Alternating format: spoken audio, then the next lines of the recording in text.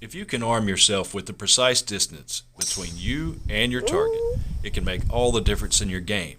It'll help you select the right club, choose the right shot, and let you know how far you can go before you hit trouble, like the front of a bunker, or maybe the distance that you need in order to clear the water and put your ball in the middle of the fairway.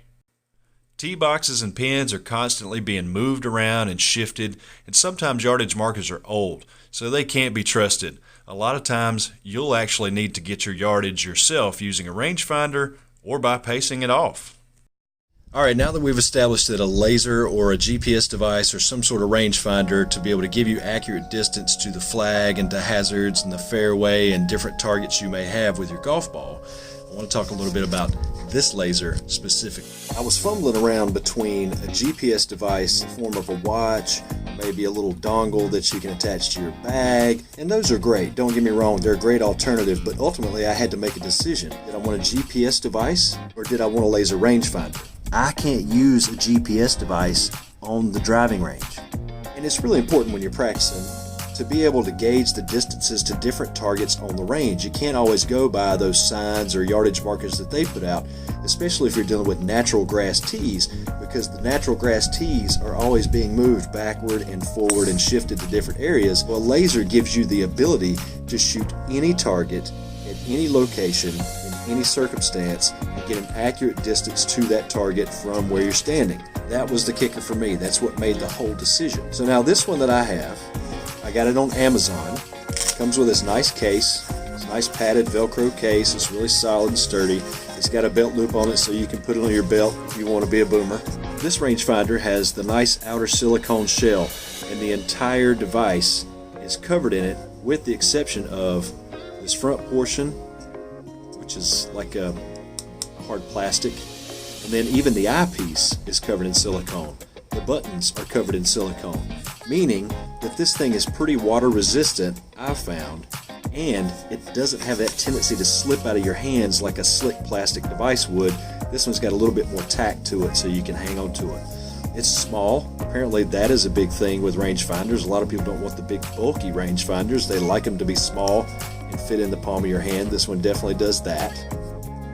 This one has the slope built into it, which is another important feature, especially if you're in an area where elevations change drastically on the golf course. Because if you're shooting downhill toward a target or uphill toward a target, that's going to affect the distance. And then that's also going to affect how the ball lands and what kind of ball flight and all that stuff. It's got a little box in the reticle that when you shoot at a flag or a yardage stick or a rock or whatever, it focuses that on that target and it kind of locks it in. It does not have the feature that, I don't know, I guess they call it like an anti-shock or an image stabilization type feature to where it makes it more stable.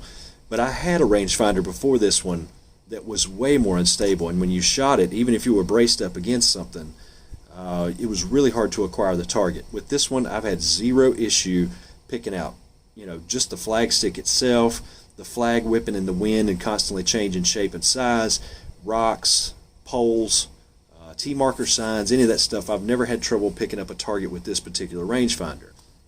It's also got the scan feature on it, so you can constantly be scanning around and seeing, like if you're trying to follow the bank of a pond or a lake or a tree line and you want to see at what point the trees reach 200 yards away from you because they're coming in on an angle, you can start the scan and just sweep it left to right or right to left, and it'll give you all the distances. You'll be able to find what you need. So that's another feature that's on all these expensive rangefinders that this one has. Another one that this one does that I don't know if a lot of the rangefinders that are specific to golf do this or not, but this actually will measure speed in miles per hour or kilometers per hour. So you can check the speeds of golf carts. You can get your buddy Joe to go run down the fairway and see just how fast he is at his old age. You can check if a deer is running out of the woods, just how fast he's moving. It's not really good for golf, but it's a little bit of fun, and it's nice that it's just an added feature in here that a lot of other rangefinders don't have that. So in all, I get so much out of this rangefinder. I can shoot any target anywhere at any time. I can take it to the range, I can take it to the course. It's super versatile. It's never let me down. I've never had any issues out of it whatsoever. It's got this neat rechargeable base that this kind of sits into, and it charges itself up, so you can leave it there overnight, take it out the next morning, throw it in your bag, you're ready to go. But I've never worn out the battery in this thing.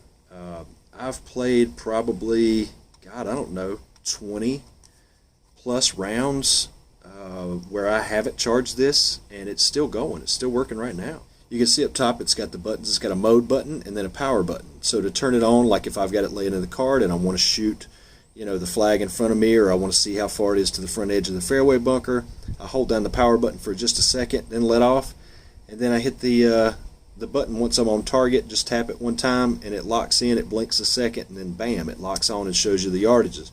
You can change it back and forth between meters and yards. You can toggle through the different modes with this, and I'll put all those things on screen. I probably already have, to show you what all the different modes are and what all it does. But this is a great rangefinder. Under $100. I've had it for probably a year and a half now, and I've had zero issues whatsoever out of it. All those other rangefinders, you can find them everywhere, like the Bushnell, the Nikon, all this stuff. They're all so expensive, man. They're just crazy money, and they don't do, I shouldn't say they don't do any more than this, but the features that are on a lot of them, you don't necessarily have to have them. I mean, we're not pros after all, but this is really, for $100 or under $100, this is just great. I love it. It has been a terrific rangefinder. Now, a couple of things I want to mention.